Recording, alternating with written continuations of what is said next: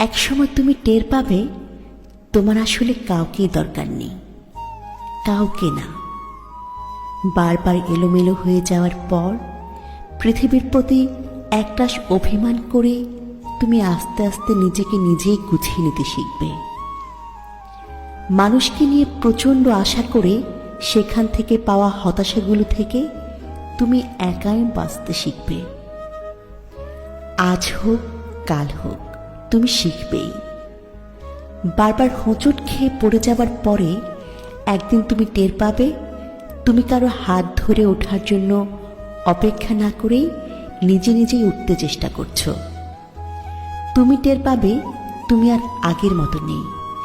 সেই প্রচণ্ড রকমের ইমোশনাল, অভিমানী, বেশি আশা করা এবং অল্পতে হতাশ হয়ে যাওয়া সেই দুঃখ বিলাসী মানুষটা তোমার মাঝে আর বাস করে না।